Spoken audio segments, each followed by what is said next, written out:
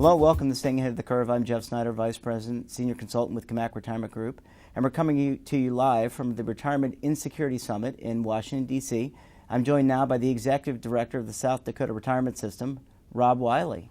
Rob, thanks for joining us on the show. Thanks for the invite. Yeah, happy to be here. Well, great, and I know you've got a great topic that you're covering. It's really about automatic enrollment, auto features, and I'm wondering if you might share, in advance of your presentation a little bit later today, some of the key themes from your presentation. Be happy to. We're coming up on the 10-year anniversary of when we offered legislation to provide for automatic enrollment, and that was back at a time when it wasn't very prevalent in the public sector. In fact, the private sector had moved forward with it a little bit, and we kind of stole some of their ideas and brought it in 2008 and started the program in 2009. It has the auto-enrollment portion of it has been a fabulous success for us. We had a plan for about 20 years before that and just had kind of steady growth in both participation and assets, but it really didn't take off until we did the auto-enrollment.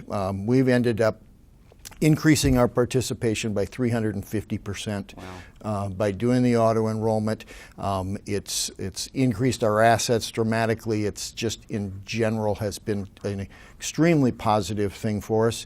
We found it to be a little bit pushy in one way and the other because some of our employers did not participate and some did.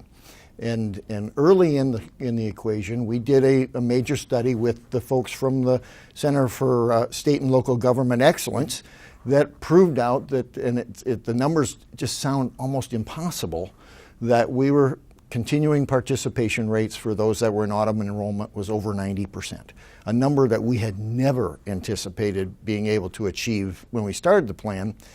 But we also found out that for those employers that weren't offering auto-enrollment, the new hires that came in, only 1% of them actually joined the plan at the new hire date.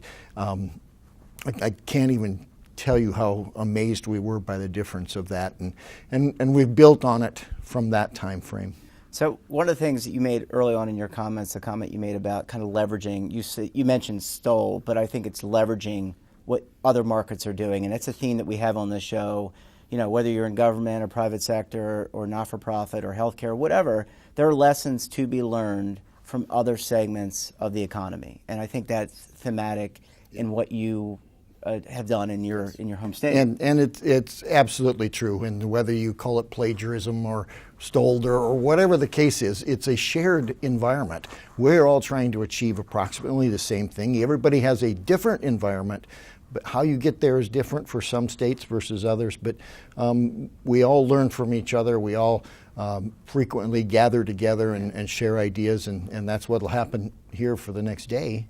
With this event too. And it's about cross-pollinating, sharing, educating your peers. Absolutely, and being educated by them. And absolutely, because it's not one side. It kind of comes both ways. You know, just thinking about the auto-enrollment. Now, I just want to preface my comments by saying there's also a pension system. Yes. And so this is kind of coexisting with the pension system as well. And actually you've hit on probably one of my most important themes right now, and I know you and I have talked a little bit about it, and certainly Josh and I. It's the combined impact of Social Security, defined benefit plans, defined contribution plans, and blending them in such a way to get the income replacement levels that you need to achieve to have people maintain their lifestyle. It's never simple. It's going to be different for each of us. You can cut it in one way or another, but it's the combined impact that's the important thing. So it's not, I think the clear message is it's not one or the other. It's not just DC, it's not DB, it's not just Social Security, it's not personal savings. All these things kind of work hand in hand together. We've always called it the three-legged stool, and that stool is now kind of lifted up to be maybe 5 or 6 legs, you know, with Social Security and DB, and in our case, we've got a DC feature inside the DB. There's voluntary contributions to 457. Some of those are Roth. Some of those are tax deferred. And if you add auto-escalation and auto-enrollment, it's a big circle of things to to achieve. Yeah, so it's really just save is really we've got to get people saving, and I think that's the theme of the day, and that's kind of your theme. Last question.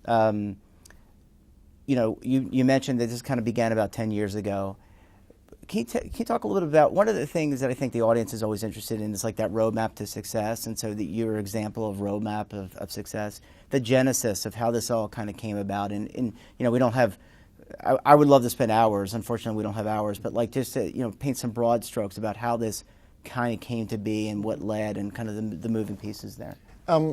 Early on in the process, even 25 years ago or 30 years ago, my board of directors recognized that a DB plan was not going to be everything for everyone. We would combine Social Security and you combine the DB, but you're still not getting to the place that you probably need to get to. And so they early on established as part of our core values and our goals is that we would make it possible in the form of encouragement and offering plans that everyone in our program would have at least one time their salary in wealth defined contribution type assets to go with their defined benefit and to go with their defined contribution. Now, that probably needs updating now with the way healthcare has gone up in costs, but that is still the goal of our board, is that is a piece of what they want to achieve. And it's not just the DB and not just the DC, but the combined value of them along with Social Security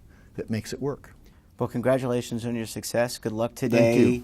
Thank you. Sharing your insights with your peers, and we wish you all the best. Oh, thank you.